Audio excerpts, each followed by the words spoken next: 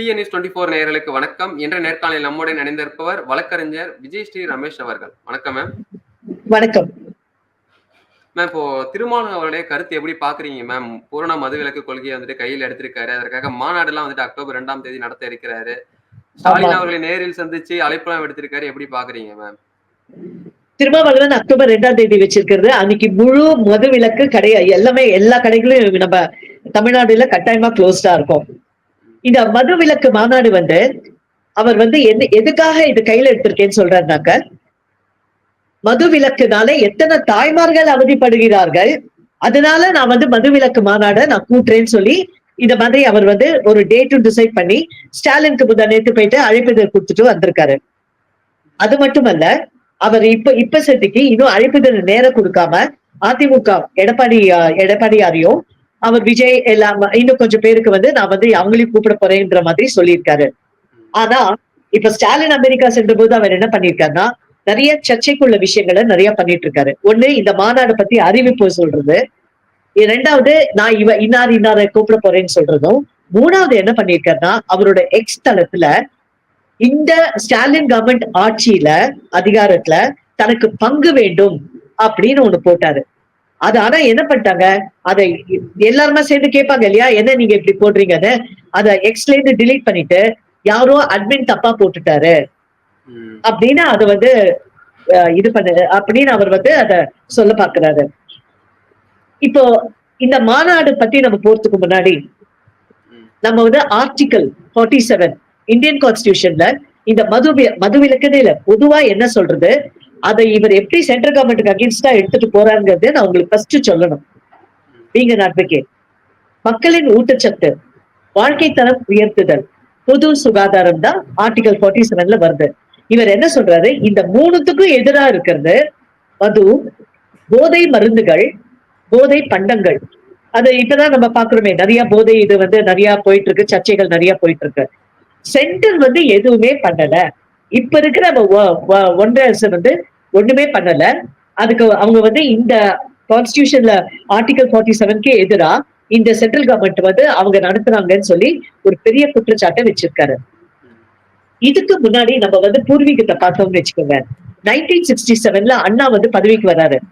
அப்பவே என்ன பண்றாரு, மது விலக்கு கட்டாயம் வேணும்னு அவர் ஒரு ரிக்வெஸ்ட் பண்றாரு. அது அண்ணா திடீர்னு உங்களுக்கே தெரியும், கேன்சர் திடீர்னு மரணமாயிடுறாரு. அதுக்கு அடுத்து 1969ல கலைஞர் ஆட்சிக்கு வராரு. கலைஞர் ஆட்சிக்கு வந்த போது அவரும் மதுவிலக்கு கொண்டு வரணும்னு சொல்லி சொல்றாரு. ஆனால் உங்களை மாதிரி என்ன மாதிரி மீடியால இருந்து பழைய விஷயங்கள் தெரிஞ்சவங்க என்ன சொல்லுவாங்க, கருணாநிதி தான் முதல்ல கடை திறப்புக்கு வித்துட்டு வருங்கிறது, நிறைய சாராய கடைகள் திறக்கணும், டாஸ்மாக் கொண்டு வரணும்னு பண்ணது கருணாநிதி தாங்கிறது நம்ம எல்லாருக்குமே தெரியும். இதனால இப்போ திருமாவளவன் இந்த கான்டெக்ட்ல அவர் சொல்றது திமுக அரசு முழுமையா மதுவிலக்கு நம்பி, மதுவிலக்கு இல்லாம மது இங்க புழங்குதல்லதான் அவங்க செம்மையா வருமானம் அவங்களுக்கு வருது. இந்த கவர்மெண்ட்டுக்கு 47,000 கோடின்றாங்க. நான் 50,000 கோடின்னு ஈஸியா சொல்லிடுவேன். ஏன்னா டே பை டே உங்களுக்கு ஜாஸ்தி ஆயிட்டே போகுது. குடிக்கிறவங்களும் ஜாஸ்தியா போயிருது, அவங்க உற்பத்தி பண்றதும் ஜாஸ்தியா இருக்கு. சோ இது அவர் நம்ம தமிழ்நாட்டு அரசுக்கே கூட்டணியில இருந்துட்டு திருமாவளவன் எதிரா பேசுறாங்கிறது தான் என்னோட தாழ்மையான கருத்து. ஏன்னா கூட்டணியில இருக்கீங்க, இவங்க மதுவை விட போறது இல்ல திமுக. நீங்க மட்டும் ஒரு மது விலக்கு மாநாடுன்னு நினைச்சீங்கன்னா ரொம்ப கான்ட்ராஸ்டா இருக்கு, கான்ட்ரடிக்டிங்காவும் இருக்கு. அடுத்தது அவர் இந்த ஸ்டாலினை போய் சந்திக்கிற போது, இவரை போய் சந்திக்கிற போது 4 கோரிக்கை வச்சிருக்காரு. என்னென்ன கோரிக்கை? அதாவது தமிழ்நாடு மட்டும் அல்ல, தேசிய லெவல்ல நீங்க மதுவிலக்கு கொண்டு வரணும், மதுவிலக்கு கொள்கை கொண்டு வரணும் அப்படின்னு ஒரு தீர்மானம் கேட்டிருக்காரு. 2வது, 1954ல அப்போதுன்னே சென்று மத்திய அரசு என்ன பண்ணிருந்தாக்க, உங்களுக்கு மதுவிலக்கு விசாரணை ஆணையம் அப்படின்னு ஒரு ஆணையம் போட்டிருந்தாங்க. அது இப்போ ஆபரபிளா இல்ல. அதனால திருமாவளவன் என்ன சொல்லியிருக்காரு, இதை திருப்பி நீங்க அந்த ஆணையத்தை திருப்பி கொண்டு வரணும், மதுவிலக்கு விசாரணை ஆணையம். 3வது பாயிண்ட் என்ன சொல்லியிருக்காருனாக்க, இந்த மதுனால நம்மளுக்கு வரி வருவாய் கட்டாயமா வருதுங்க. இந்த இப்ப மதுவிலக்கு அமல்படுத்துறாங்கன்னு வச்சுக்கோங்க, அப்போ உங்களுக்கு இதுல வர இந்த 47,000 கோடி வராது. அதுக்கு திருமாவளவன் என்ன சொல்றாருன்னா, இந்த மத்திய அரசு நம்மளுக்கு என்ன இழப்பு இருக்கோ வெறும் மதுவிலக்கு அமல்படுத்துறதுனால அந்த இழப்பை வந்து சென்ட்ரல் கவர்மெண்ட் கம்ப்ளீட்டா காம்பன்சேஷன் பண்ணணும் அப்படிங்கிறது 3வது பாயிண்ட். 4வது பாயிண்ட் என்ன சொல்றேன்னாக்க 16ஆம் இந்த 16வது நிதிக்குழுவுல வந்து நீங்க பாத்தீங்கன்னா இப்ப ஜிஎஸ்டி எல்லாருமே கட்டுறோம். எந்த பில் நம்ம வாங்கினாலும் ஜிஎஸ்டி அப்புறம் ஸ்டேட் டாக்ஸ் வருது. இது கம்ப்ளீட்டா ஃபர்ஸ்ட் சென்ட்ரல் கவர்மெண்ட்டுக்கு போயிடுறதுங்க. அதுக்கப்புறம் அவங்க நம்மளுக்கு ரீஇம்பர்ஸ் பண்றாங்க. ஒன்ஸ் இன் குவார்டர் அந்த மாதிரி ரீஇம்பர்ஸ் பண்றாங்க. இப்ப எந்த கவர்மெண்ட் எந்த மத்திய அரசா இருந்தாலும் இதுதான் கொள்கை. இப்ப அவர் என்ன சொல்றாரு, ஒண்ணு மதுவிலக்குல போன இன்கம் கம்ப்ளீட்டா காம்பன்சேட் பண்ணுங்கிறது 3வது பாயிண்ட். 4வது பாயிண்ட் என்ன சொல்றாருன்னா, இந்த மதுவிலக்கு இது வந்து நம்ம கட்டின பணத்தை ரீஇம்பர்ஸ் பண்றாங்க பாத்தீங்களா, அதையும் கொஞ்சம் நிறைய மிகப்படுத்தி கொடுக்க வேண்டும். ஏன்னா மது விலக்கு வந்திருந்ததுன்னா அதுல இருந்து வர இன்கம் கம்மியாயிடும் இல்லையா, அதனால அப்படி பண்ணணும்னு சொல்லிட்டு இந்த 4 கோரிக்கைய ஸ்டாலின் கொடுக்கிறாரு. அடுத்ததாக அவர் என்ன சொல்றாரு, இந்த 4 கோரிக்கைய நம்ம சட்டசபையில எடுத்து ஒரு தீர்மானத்தை கொண்டு வந்து இத்தனை பேர் நாங்க எல்லாரும் இப்ப ஒத்துமனமா ஒத்துக்கிறோம் அப்படிங்கிற மாதிரி ஒரு சாட்சியத்தை கொண்டு வந்து சென்ட்ரல் கவர்மெண்ட்டுக்கு இதை அனுப்பணும்னு சொல்லி கேட்டிருக்காரு ஸ்டாலின் கிட்ட. அடுத்த பாயிண்ட் என்ன சொல்லியிருக்காருனாக்க, மது கடைகள் இருக்கு பாத்தீங்களா, அதை கம்மி பண்ணணும்னு சொல்லியிருக்காரு. நீங்க மது கடைகளை திடீர்னு ஒட்டுமொத்தமா நீங்க மூடவே முடியாது. ஏன்னாக்க இதுக்கும் நம்ம வந்து பழைய ஹிஸ்டரியை பார்த்தோம்னாக்க, கலைஞர் கொண்டு வந்தாரு. எம்ஜிஆர் கவர்மெண்ட்ல என்ன ஆச்சுங்கிறத நம்ம பார்க்கணும். எம்ஜிஆர் என்ன பண்ணாரு, திடீர்னு மதுவிலக்கு போட்டாரு. நம்ம எல்லாருக்குமே தெரியும் மதுவிலக்கு போட்டோன்னே என்னாச்சு, கள்ளச்சாராயம் ஜாஸ்தி ஆயிடுச்சு. கள்ளச்சாராயம் உற்பத்தி, கள்ளச்சாராயம் விற்பனை எல்லாருமே ஜாஸ்தியாச்சு.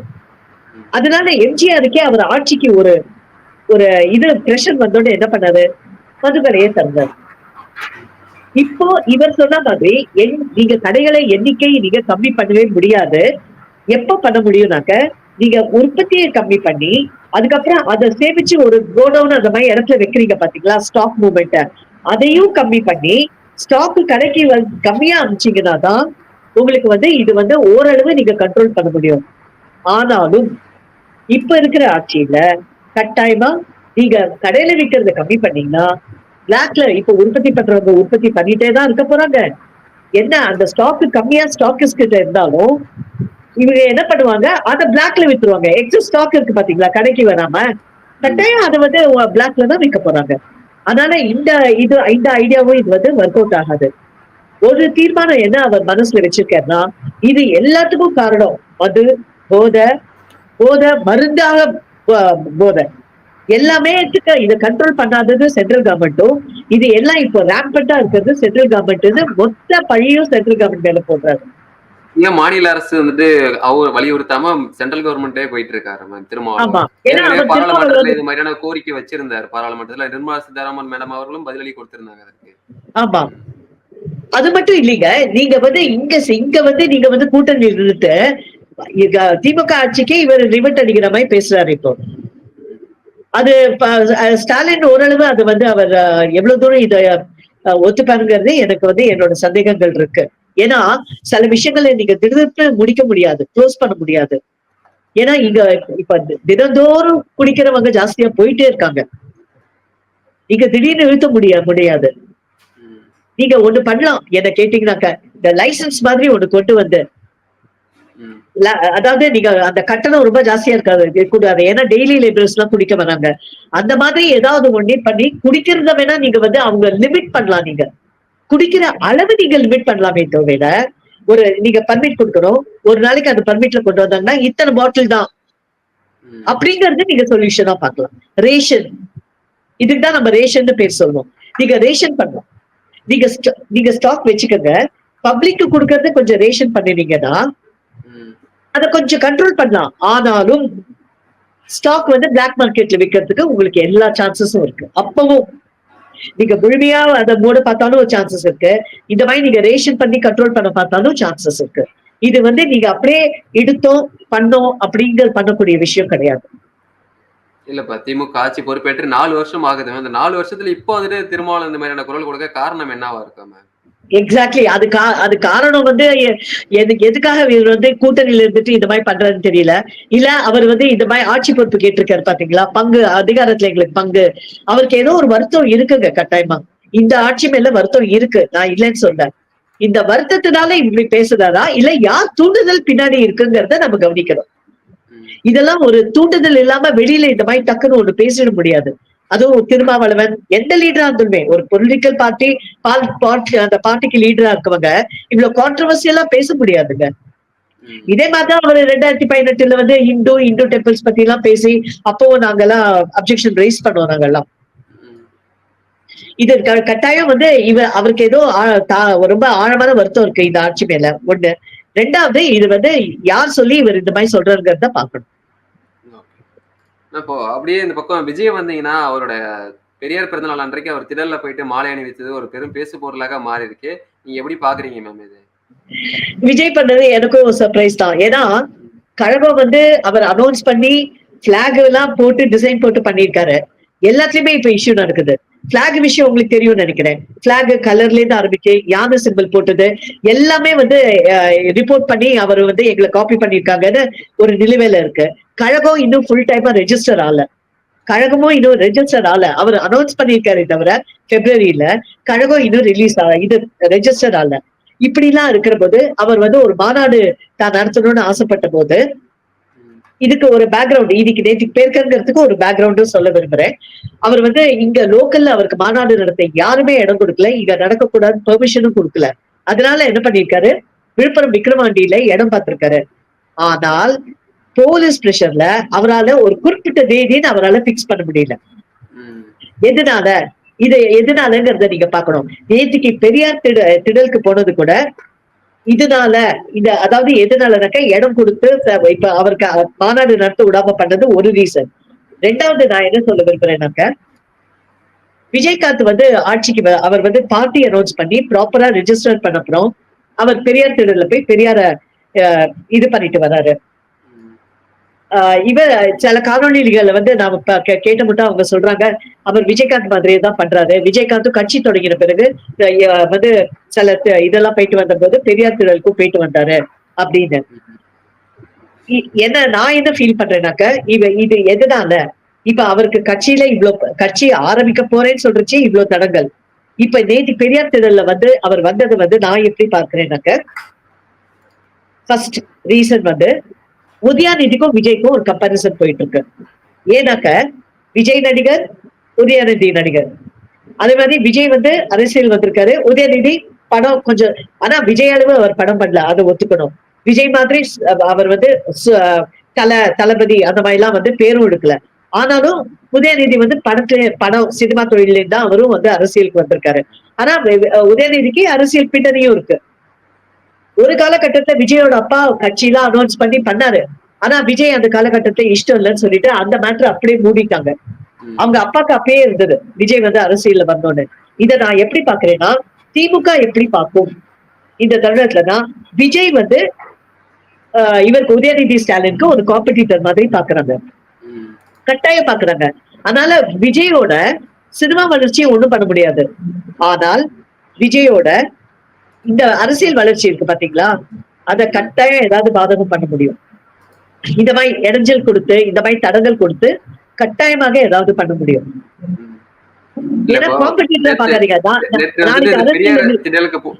பெரியார் திடலுக்கு போனவனே அவர் திமுக கொள்கையில தான் வராரு அப்படின்றாங்க. ஏற்கனவே திமுக இருக்கு, அதிமுக இருக்கு, எதற்காக வந்துட்டு மூன்றாவதா விஜய் திமுக கொள்கைக்காக வந்தான்னு நான் சொல்ல மாட்டேன். இப்ப அவருக்கு இப்ப இருக்கிற ஃபேஸ்ல அவருக்கு எதுவுமே நடக்கல பாத்தீங்களா. அந்த ஃபேஸ்ல வந்து அவர் வந்து அப்பீஸ் பண்றாரு, அதாவது யாரையோ திருப்திப்படுத்த பாக்குறாருங்கிற ஒரு ஆங்கிள் தான் நான் பாக்குறேன். எனக்கு அதுதாங்க முதல்ல தோணிட்டு. ஏன்னா கட்சியை இன்னும் ரெஜிஸ்டர் பண்ண முடியல, பிளாக்ல வந்து இது இருக்கு உங்களுக்கு, அந்த மாதிரி இருக்குச்சு, இப்படியே வரணும். கரெக்டுங்களா? சோ நான் இதை இப்படிதான் பாக்குறேன். செகண்ட் திங், நாளைக்கு விஜய் வந்து எதால அரசியல்ல வர்றாருங்க, விஜய்க்கு என்ன பின்னணி இருக்கு அரசியல்ல? உதயநிதி மாதிரி பின்னணி கிடையாது. ஒரு பரம்பரையா அரசியல் இதுல வர இது கிடையாது, பின்னணி கிடையாது அவருக்கு. அப்படி இருக்கிற போது இவர் அரசியல்ல வந்தா இவர் ஏன் முன்னணியில வந்துருப்பாரோன்னு ஒரு இன்செக்யூரிட்டி கட்டாயம் வருங்க. நீங்க என்னதான் அரசியல் பரம்பரையில இருந்து வாங்க, உங்க தாத்தா கருணாநிதியா இருக்கலாம், அப்பா ஸ்டாலினா இருக்கலாம், நாளைக்கு இன்பநிதி அரசியலும் வரலாம். என்னவே இருந்தாலும் நாளைக்கு இவர் வந்து அரசியல்ல வந்தாருனாக்க நாளைக்கு கட்டாயம் இது ஒரு பெரிய விஷயம் ஆகுங்க.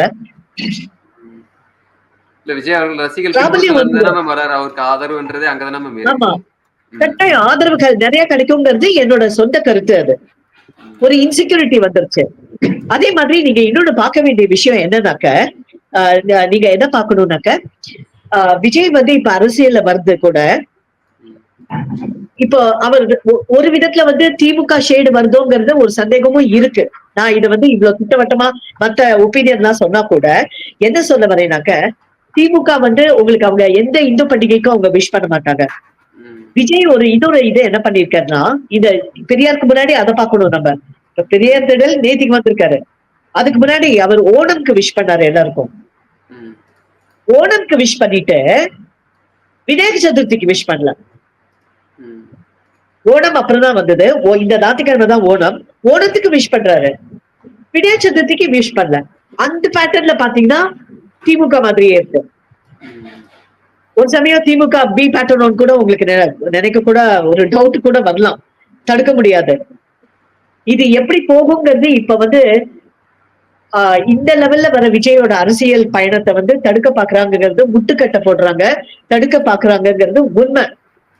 ஏன்னா விஜய் மாநாடு அவங்களுக்கு எதுவும் இன்செக்யூரிட்டி இல்லைன்னு வச்சுக்கோங்க. விஜய் மாநாடு நடந்துட்டு போட்டுமே ம். அப்படின்னு விட்டுடலாமே. இது எதுக்கு நம்ம இவ்வளவு பெருசுப்படுத்தணும் ம். இல்லீங்களா? ம். ஏன்னா இவங்களுக்கு வந்து சீமான்லாம் இப்ப த்ரெட் இல்ல. சீமான்லாம் வந்து ஓரளவு 8% அவர் ஓட்டு வச்சிருக்காரு. திமுக வந்து சீமான் எல்லாம் வந்து ஒரு த்ரெட்டாவே பாக்கல. ம். திருமாவளவன் அந்த அளவு த்ரெட் முதல்ல இருந்தே இல்ல. ஏன்னா கூட்டணி தான் திருமாவளவன். ம். இல்ல முதல்ல சீமான் வந்துட்டு ஆதரவு கொடுத்தாரு. இப்ப வந்துட்டு அப்படியே பின்வாங்க காரணம் என்ன மேம்? அது போல விஜய்க்கு. சீமான் வந்து இந்த மாதிரி அனௌன்ஸ் பண்ணது எத்தனை கட்சியில உள்ள இருக்கிறவங்களோட இதோட பெர்மிஷனோட அவர் சொன்னாருங்கிறது எனக்கு கொஞ்சம் சந்தேகமா தான் இருக்கு. ஏன்னா நீங்க ஒண்ணு அனௌன்ஸ் பண்ணிட்டு திருப்பி அதை வாபஸ் வாங்குறீங்கன்னாக்க அப்ப டெஃபினட்டா உள்கட்சியில வந்து உங்களுக்கு ஆதரவு இல்லைன்னு தான் அர்த்தம். ம். நீங்க ஒண்ணு நீங்க உங்க கட்சி கிட்ட எல்லார்கிட்டயும் பேசிட்டு அனௌன்ஸ் பண்ணணும். நீங்க பப்ளிக்கா ஒரு விஷயத்த நீங்க வெளில கொண்டு வரச்ச நீங்க ரொம்ப கேர்ஃபுல்லா இருக்கணும். இப்ப இந்த மாதிரி சொல்லிட்டு அவர் வந்து இந்த மாதிரி பேக் அவுட் அடிக்கிறது வந்து அவங்க கட்சிக்காரங்களுக்கு விருப்பம் இல்லைங்கிற மாதிரி தான் நான் எடுத்துக்கிறேன். கட்டாயங்க, கட்டாயம். ஏன்னா 4 எலெக்ஷன் வந்திருக்காரு. இது மட்டும் ம். 4 எலெக்ஷனும் 10 வருஷம் டிராவல். சீமான் ம். தனியா தான் இருந்திருக்காரு. இப்ப திடீர்னு விஜய் ஒரு கூட்டணி சேர்த்துக்கிறதுக்கு என்ன மொட வந்தது? ஏன்னு தேவையே இல்லையே. உங்களோட 8% ஓட்டு பேங்க் உங்களுக்கு தான் இருக்க போகுது. ம். அவங்க கட்சிக்காரங்க டெஃபினட்டா விருப்பப்பட மாட்டாங்க. ஓகே. ஓகே. இப்போ இல்ல அவருக்கு எதிர்க்கட்சி அழுத்தம் வேற எங்கேயாவது கூட வந்திருக்கலாம். இன்னும் விஷயம் வெளில வரல. அவருக்கு வேற எங்கேயாவது அழுத்தம் கூட வந்திருக்கலாம். ம். ஓகே. நம்மளுக்கு விஷயம் வெளில வரல அவ்வளவுதான். ம். ஓகே. இப்போ எதிர்க்கட்சி தலைவரான ராகுல் காந்தி அவர்கள் வந்துட்டு அமெரிக்கா சென்ற போது அங்க இந்திய நாட்டுக்கு எதிராகவும் ஒரு கருத்துக்கெல்லாம் பேசியிருக்காரு. இது எப்படி பாக்குறீங்க மேம் நீங்க? பல கருத்து சொல்லியிருக்காருங்க அவரு. ம். அவர் என்ன பண்ணாரு ஃபர்ஸ்ட் இது முதல்ல வந்து அவர் ஏர்போர்ட்டுக்கு போல இனிமேதான் போய் அங்க போய் லேண்ட் ஆக போறாரு. அப்ப என்னாச்சுனாக்க ரோஹித் சர்மான்னு இந்தியா டுடே நிருபர் என்ன பண்ணிருக்காரு, சாம் பிட்ரோட வந்து ஒரு இன்டர்வியூக்கு டைம் கேட்டு ம். டாலஸ் டெக்சஸ்ல ரிட்ஸ் கார்ல்டன் ஹோட்டல்ல செப்டம்பர் 7ஆம் தேதி இன்டர்வியூ பண்ண போயிருக்காரு. ம். இது வந்து அவர் ஃபர்ஸ்ட் டைம் பண்ணல. இதுக்கு முன்னாடியே இந்த ரோஹித் சர்மாங்கிற நிருபர், இந்தியா டுடே நிருபர் 4 முறை அவர் இன்டர்வியூ பண்ணிருக்காரு. ம். முன்ன பின்ன தெரியாதவங்க இல்ல, முதல் டைம் இன்டர்வியூவும் இல்ல. சாம் பிட்ரோடும் வர சொல்லியிருக்காரு, போயிருக்காரு. போன உடனே என்ன இருக்கு, நல்லா வரவேற்றிருக்காங்க, உட்கார வச்சிருக்காங்க. ம். இந்தியன் ஓவர்சீஸ் காங்கிரஸ்ல 30 பேர் அங்க உட்காந்துருக்காங்க. அவங்க எல்லாம் யாருன்னா இந்தியர்கள், அங்க காங்கிரஸ் பார்ட்டியில இருக்கிறவங்க. ம். இதுல என்னாச்சுனாக்க இவங்க 30 பேர் வந்தோடனே இவரையும் உட்கார சொல்லிட்டு நம்ம இன்டர்வியூ இப்ப பண்ணலாமான்னு கேட்டபோது இன்டர்வியூ பண்ணலாம்னு சொல்லியிருக்காரு. இன்டர்வியூ பண்ண உடனே முதல் 4 கேள்வி நல்ல சுமூகமாவே போயிருக்கு. 5வது கேள்வி என்ன கேட்டிருக்கேன்னா, பங்களாதேஷ்ல இந்துக்கள் கொலை பண்றத பத்தி ராஜீவ் காந்தி அமெரிக்கால இப்ப அவர் வந்து அந்த காங்கிரஸ்மேன் இலா ஒமார் ஆபீஸ்க்கு அது அப்புறம் வரேன் காங்கிரஸ் இந்த லா மேக்கர்ஸ் ஆபீஸ் போர்ச்ச பேசுவாரான்னு கேட்டார். ம். பங்களாதேஷி இந்துஸ கொலை பண்ண விஷயத்த இங்க லா மேக்கர்ஸ் கிட்ட அது மட்டும் எடுத்துட்டு போவாரான்னு கேட்டோன்னே ம். சாம் பிட்ரோட ஒழுங்கா பதில் சொல்லியிருக்காரு. அவர் என்ன சொல்லியிருக்காரு, அது முடிவு பண்றது நான் இல்லைங்க, அது வந்து ராகுல் காந்தி கேள்வி கேட்டாங்கன்னா அந்த லா மேக்கர்ஸும் அவங்களும் ஒருத்தர் டிஸ்கஸ் பண்ணிட்டு போறாங்க. இதுக்கு எனக்கு அதுக்கும் சம்மதம் இல்லைன்னு சொல்லியிருக்காரு. ஏன்னா இந்த மாதிரி மீட்டிங் ஏன் நடக்கிறதுனாக்க அவரோட அஜெண்டா என்ன, அவர் யாரை பார்க்க போறாரு, அவர் எங்கெல்லாம் டயஸ்போரா வச்சிருக்காருன்னு இது ஒரு வரதுக்கு முன்னாடி ஒரு ப்ரீ மீட்டிங் மாதிரி அந்த இடத்துல இவர் இன்டர்வியூ பண்ண போயிருக்காரு. சொன்ன உடனே என்னாச்சு, கூட்டத்துல சலசலப்பு வந்துருது. அந்த 30 பேர்ல 15 பேர் இவர் கிட்ட வந்துடுறாங்க. 2 பேர் 2 பக்கத்துலயும் நின்றுடுறாங்க சோஃபால. ஃபர்ஸ்ட் மைக்க பிடிக்கிறாங்க, பாக்குறாங்க. அவர் தடுத்துறாரு. அடுத்தது என்ன பண்றாங்க, அவர் இந்த தடுத்துட்டு அது பண்ணிட்டே சாம் பீட்ரோட அழைச்சிட்டு போயிடுறாங்க. இந்த சலசலப்பு நடந்துட்டே இருக்கும்போது சாம் பீட்ரோட ராகுல் காந்தியை வரவேற்கிறதுக்காக அழைச்சிட்டு போயிடுறாங்க. போன உடனே என்ன, இந்த செல்போனை பிடிக்கிறாங்க. அவர் எதிர்பாராத போது செல்போனை பிடிக்கிற உடனே என்ன பண்றாங்க, ஃபர்ஸ்ட் போட்டோஸ்ல போய் ஃபர்ஸ்ட் இது மட்டும் பண்ண இன்டர்வியூ. ஆனா அதை டிலீட் பண்றதுக்கு முன்னாடி என்ன கேக்குறாங்கன்னா, நாங்க இந்த இன்டர்வியூ போட விடுறோம், நீங்க கேட்ட அந்த 5வது கேள்வியை மட்டும் டிலீட் பண்ணிடுங்கன்றாரு. அப்ப அவர் கேட்க, ரோஹித் சர்மா நான் எதை தப்பா கேட்டேங்க, நான் டிலீட் பண்ண மாட்டேன், நீங்க டிலீட் பண்ற கேக்குற அளவுல நான் எதுவும் தப்பா கேட்கல அப்படின்றாரு. அது சொன்ன உடனே இவங்க என்ன பண்ணிட்டாங்க, அவருக்கு அந்த நீங்க டக்குன்னு ஒரு இதை டிலீட் பண்ணீங்கன்னா ரீசன்ட் டிலீட் ஃபோல்டருக்குள்ள போகணும். அதுக்கு இவரோட ஃபேஸ் ஐடி வேணும். டக்குன்னு அந்த போனை பிடிக்கிறவர் என்ன பண்ணாரு, அவர் ஃபேஸ்ல அப்படியே காமிச்சிட்டு போயிட்டு அதை டிலீட் பண்றாரு. அதுக்கப்புறம் 1/2 மணி நேரம் போராடி அவங்க கிட்ட கெஞ்சி செல்போனையா தாங்க நான் கிளம்புறேன்னு சொல்லிட்டு செல்போனை வாங்கிட்டு வர்றாரு. வெளில வந்தோடனே அவர் என்ன பண்றாரு, கிளவுட்ல பாக்குறாரு. கிளவுட்ல சிங்க் ஆகும். ஏன்னா அவர் போனை ஏரோப்ளைன் மோட்ல வச்சுட்டு இன்டர்வியூ பண்ண ஆரம்பிச்சிருக்காரு. கம்ப்ளீட்டா டிலீட் ஆயிடுச்சுங்க இன்டர்வியூ. அதை என்ன பண்றாரு, வெளில வந்துட்டு உடனே சாம் பீட்ரோட மெசேஜ் பண்றாரு, இந்த மாதிரி என்னோட இன்டர்வியூல நீங்க கிளம்பினா விட்டு என்ன எல்லாரும் இப்படி பண்ணாங்கன்னு போடுறாரு. அதுக்கு அவர் சொல்றாரு, நீங்க கொலை பண்ணாதீங்க, நம்ம நாளைக்கு பேசிக்கலாம் அப்படின்னு அப்ப கூட ஆறுதலா சொல்லியிருக்காரு. இதுல ரொம்ப இன்னொரு புண்படுத்துற மாதிரி விஷயம் என்னன்னா, மறுநாள் இதே மாதிரி இந்த பிரஸ் மீட் மாதிரி வைக்கிற போது பிரஸ் கிளப் அவங்கலாம் அங்க மீட் வச்ச போது வேறொரு நிபுணர் இதே கேள்வியை கேட்டிருக்காரு, பங்களாதேஷ் இந்துஸ கொலை பண்ணதை பத்தி நீங்க என்ன நினைக்கிறீங்கன்னு. ஆனா அவரு ஒண்ணுமே பண்ணல. இதுல கம்ப்ளீட்டா இது ராகுல் காந்தி இங்க அவர் உள்நாடு வெளிநாடு எல்லா நாட்டிலும் அவர் சொல்லிட்டு அலையிறது என்னன்னா, இப்ப இருக்கிற ஒன்றிய அரசு யாருக்கும் பேச்சு உரிமை தருது இல்ல, freedom of speech, freedom of expression. எக்ஸ்பிரஷன்ங்கிறது நம்ம நினைக்கிறது எக்ஸ்பிரஷன், அதை சொல்றது ஸ்பீச். நம்ம நாட்டுல கம்ப்ளீட்டா இல்லைங்கிற மாதிரி சொல்லிட்டு இருக்காரு. இப்போ இவங்க இந்த நடந்த நிகழ்ச்சி என்ன, இத்தனைக்கும் உங்களுக்கு யூஎஸ் கான்ஸ்டிடியூஷன் நான் உங்களுக்கு சொல்லணும். யூஎஸ் கான்ஸ்டிடியூஷன்ல ஃபர்ஸ்ட் அமெண்ட்மெண்ட்ல என்ன சொல்றாங்கன்னா, எங்க நாட்டுல நாங்க கம்ப்ளீட் ப்ரொடெக்ஷன் தரோம்.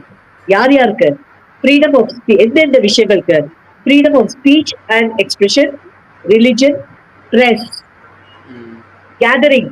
ஒரு 10 பேர் கூடுறாங்க, பீஸ்ஃபுல் கேதரிங், பீஸ்ஃபுல்லா இருக்கணும், எதுவும் அதிர்ச்சி கலப்புற மாதிரி, ஒரு எதிர்ப்பு கலப்புற மாதிரி இருக்கக்கூடாது. அதே மாதிரி பெட்டிஷன், இப்ப நீங்க அந்த கவர்மெண்ட்டுக்கு அகேன்ஸ்ட் ஒரு பெட்டிஷன் போட போறீங்கன்னு வச்சுக்கோங்க, அதை அவங்க ப்ரொடெக்ட் பண்ணும், எதிர்க்க கூடாது. கவர்மெண்டே ப்ரொடெக்ட் பண்ற ஒரு விஷயத்த அங்க இருக்கிற சாம் பீட்ரோட, அவர் தான் சேர்மன் ஐஓசிக்கு,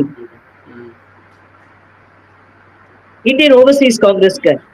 அங்க இருந்தவங்க அமெரிக்க வாழ் இந்தியர்கள். இதுல சீக்கியர்கள் குறித்து ராகுல் காந்தி என்ன பேசியிருந்தாரு மேம், அது பெரும் விமர்சையா மாறி இருக்கு ராகுல் காந்தி மீது. சாரி, என்ன கேட்டீங்க? ராகுல் காந்தி அமெரிக்கால அந்த சீக்கியர்கள் குறித்து என்ன மேம் பேசியிருந்தாரு? அது அடுத்தது இவர் என்ன பண்ணிருக்காரு, இந்த டயஸ்போரா, இந்த ஸ்டூடெண்ட்ஸ் இது போய் பார்க்க போயிருக்காரு. அங்க போயிட்டு என்ன சொல்லியிருக்காருனாக்கா, சீக்கியர்கள் இந்தியாவில அவங்களுக்கு எந்த விதமான சுதந்திரம் இல்ல. சுதந்திரம் எதுக்குன்னா, டர்பன் கட்டிக்க, கடா போட்டுக்க, இந்த மாதிரி கடா போட்டுக்கவும், அதுக்கப்புறம் குருத்வாரா போறதுக்கு. எவ்வளவு தப்பா பேசுறாருங்க. நம்ம தமிழ்நாடுல 100 குருத்வாரா இருக்குங்க. நம்ம தமிழ்நாடுல இந்த மாதிரி சொன்ன உடனே எல்லாருக்கும் அங்க அதிர்ச்சி. ஏன்னா உங்களுக்கு சீக்கியர்கள் இந்தியாவை தவிர சீக்கியர்கள் 3 வெளிநாட்டுல இருக்காங்க. அமெரிக்கா, உங்களுக்கு அமெரிக்கா, கனடா, ஆஸ்திரேலியா, 4 நாட்டுல இருக்காங்க. America, Canada, Australia and London. சீக்கியர்கள் நிறைய பேர் இருக்காங்க. இன்னொரு என்ன தெரியுமா, அவங்கள மாதிரி தேசபக்தி உள்ளவங்க வேற யாரும் கிடையாது. அதே மாதிரி சீக்கியர்கள்லாம் உழைப்பாளிங்க. ஒரு பிச்சைக்காரன் கூட நீங்க பார்க்க முடியாதுங்க. அவங்க குருத்வாரா வாசல்லே ஒரு சீக்கியர் பிச்சை எடுத்து நீங்க எந்த குருத்வாராலையும் பார்க்க முடியாது. எப்பேற்பட்ட ஒரு அப்பட்டமான பொய் அங்க போய் சொல்லியிருக்காரு. இந்தியா பத்தி எல்லாரும் என்ன நினைப்பாங்க? ம். எவ்வளவு ஒரு தப்பான விஷயம் இல்லையா? அவருக்கு இன்னொரு விஷயம் சொல்றோம் நம்ம ராகுல் காந்திக்கு. நியூயார்க் போலீஸ் டிபார்ட்மெண்ட் NYPDன்னு சொல்லுவாங்க. அவங்க நம்ம சீக்கியர்களை நீங்க டர்பன் எடுக்க வேண்டாம், கையில கடா போட்டுக்கங்க, தாடி வச்சுக்கங்க, எடுக்க வேண்டாம். நாங்க போலீஸ்ல உங்களை எடுக்கிறோம், அவங்கள கூப்பிட்டு போலீஸ்ல ரெக்ரூட் பண்றாங்க. ம். எப்பேற்பட்ட விஷயம். அதெல்லாம் நம்ம அந்த நாட்டுல போய் நம்மள இந்த மாதிரி கூப்பிட்டு ரெக்ரூட் பண்றாங்கன்னா அது பெருமைக்குரிய விஷயம் அது. ம். இப்போ வந்து இதோட பின்னணி என்னங்கிறத நம்ம பார்க்கணும். எதுக்காக இவர் இது மட்டும் இல்ல, அவர் இன்னொரு இடத்துலயும் ஸ்டூடெண்ட்ஸ் கிட்ட போய் பேசும்போது என்ன சொல்லியிருக்காருன்னா, சீக்கியர்கள், ம். தலித், கிறிஸ்டியன், முஸ்லிம்ஸ் வஞ்சிக்கப்படுறாங்க. முஸ்லிம் குழந்தைகள் சிறைக்கு அனுப்பப்படுறாங்க. எப்பேற்பட்ட பொய்ங்க. நீங்க மைனர் யாரையும் சிறையில போட முடியாது. நீங்க வந்து இந்த ஹோம் தான் அனுப்ப முடியும். இந்த திருந்துறாங்க பாத்தீங்களா? அந்த அந்த ஹோம்க்கு தான் நீங்க வந்து அனுப்ப முடியும். யாராவது சிறுவர்களா போய் ஜெயில போட முடியுமா? ம்ஹ்ம். ம். இந்த அப்ப வந்து எல்லாரும் கேக்குறாங்க அங்க. இது ராகுல் காந்தி இந்தியால இருந்து வந்திருக்காரா, பாகிஸ்தான்ல இருந்து வந்திருக்காரான்னு கேக்குறாங்க. எல்லாரும் அங்க பயங்கரமா சிரிக்கிறாங்க ராகுல் காந்தியை பார்த்து. இதுக்கு ம். பின்னணி என்ன இருக்குன்னு பாக்கணும். இப்ப நான் சொன்ன மாதிரி சீக்கியர்கள் வெளிநாட்டுல இருக்காங்க பாத்தீங்களா? இந்தியால கம்ப்ளீட்டா காலிஸ்தான் கிடையாதுங்க இப்போ. இந்த பாகிஸ்தான் வந்து பண்றாங்க பாத்தீங்களா? அந்த எதிர்ப்பு, அந்த எதிர்வாதிகள்லாம் இங்க கிடையாது. ஆனா உங்களுக்கு வெளிநாட்டுல அவங்க எல்லாரும் இருக்காங்க. ம். நம்ம அந்த ஃபார்மர்ஸ் அஜிடேஷன் கூட பார்த்தோம் டெல்லியில. ம். அவங்கதான் பின்னணி இது ஃபுல்லா. ம். இப்போ இந்த இதுக்கு என்ன பின்னணின்னு பாத்தீங்கன்னாக்க, இந்த காலிஸ்தானோட தலைவர் இருக்கார் பாத்தீங்களா? ம். அவர் பேர் வந்து குரு குரு பன்வந்த் சிங் பன்னூர் பேரு. ம். அவர் வந்து அமெரிக்கால இருக்காரு. அது ஃபர்ஸ்ட் விஷயம். ராகுல் காந்தி அவரை பார்த்திருக்காரா என்னங்கிறது இன்னும் இது மட்டும் தெரியல. ம். ஏன்னா விஷயம் வெளில வரல. ம். இரண்டாவது ரீசன் இது யார் தூண்டுதல்ல இவர் பண்றாரு இப்படி பேசுறதுக்கு நம்ம இலா உமார்னு ஒரு லேடியை பத்தி சொல்லணும். அவங்க யாருனாக்க அவங்க வந்து சொமாலியா நாட்டுல அந்த காலத்துல 90ஸ்ல வந்து வார் வந்த போது அந்த நாட்டை விட்டு தப்பிச்சு ஓடி வந்து கென்யாக்கு வராங்க. கென்யால 4 வருஷம் அகதி முகாம்ல இருக்காங்க. அகதி முகாம்ல இருந்து அமெரிக்காக்கு குடிபெயர்றாங்க. அவங்க முக்கியமா அவங்க பேசுற சப்ஜெக்டே பாத்தீங்கன்னாக்க இமிகிரேஷன் ரேசிசம் பத்தி தான் அவங்க படிச்சு இன்னைக்கு வந்து மினிசோட்டான 5வது பெரிய டிஸ்ட்ரிக்ட் அமெரிக்கால. அந்த டிஸ்ட்ரிக்ட்டுக்கு ரெப்ரசன்டேட்டிவ் எம்பியா இருக்காங்க. அவங்களோட லா சேம்பர்ஸ்ல தான் போயிட்டு இவர் போய் பார்த்திருக்காரு. ராகுல் காந்தி படமும் வந்துருச்சு. அப்பதான் எல்லாரும் கனெக்ட் பண்ணி கேக்குறாங்க, ஏன் இவர் வந்து இவங்களை போய் பார்க்கணும்? ஏன்னாக்க அவங்க என்ன பண்ணாங்கன்னாக்க இவர் நம்ம இம்ரான் கான் இருக்காரு பாத்தீங்களா? இப்ப தற்சமயம் அவர் ஜெயில இருக்காரு. அவர் வந்து இது பாகிஸ்தான்ல அவர் வந்து தலைவரா இருந்த போது, அப்ப அந்த நாட்டு தலைவரா இருந்த போது அவர் வந்து இவங்களை கூப்பிட்டு பாகிஸ்தான் ஆக்கிபைட் காஷ்மீர் இருக்கு பாத்தீங்களா? அந்த இடத்துக்கு அந்த அம்மாவை விசிட் பண்ண சொல்லி கூப்பிட்டு போய் அந்த இடத்துக்கு காமிக்கிறாரு. அது மட்டும் இல்ல, 2வது பாயிண்ட், ஆர்டிகல் 370 இங்க இம்போஸ் பண்ணாங்க, பேன் பண்ணவங்க பாத்தீங்களா? அதை எதிர்த்து அந்த அம்மா அமெரிக்கால குரல் கொடுக்குது. இந்தியால நம்ம ஸ்பெஷல் ஸ்டேட்டஸ் வேண்டாம், ஜம்மு காஷ்மீர் அப்படி பண்ணாதான் நம்ம காப்பாற்ற முடியும்னு பண்ண போனத அந்த அம்மா வந்து அங்க வந்து இது இந்தியா வந்து இந்த மாதிரி பண்றது வந்து தப்பு அப்படின்னு அந்த அம்மா அங்க இருந்து குரல் கொடுக்குறாங்க. 3வது விஷயம் நீங்க பாத்தீங்கன்னா அவங்க நம்ம இந்தியர்களை இந்தியாவை இஸ்லாமோபோபியான்னு கூப்பிடுறாங்க. அப்படின்னா இஸ்லாமியர்கள் தான் நம்மளுக்கு போபியாவும். எப்பேற்பட்ட அபாண்டங்க இதெல்லாம். இந்த மாதிரி பேசுறவங்க கிட்ட ஏன் ராகுல் காந்தி போய் மீட் பண்ணோம்? அதுதான் இப்ப பெரிய சர்ச்சையாச்சு. நேர்காணல் கொடுத்தமைக்கு நன்றி மேம். நன்றி. ஜெயஹிந்த்.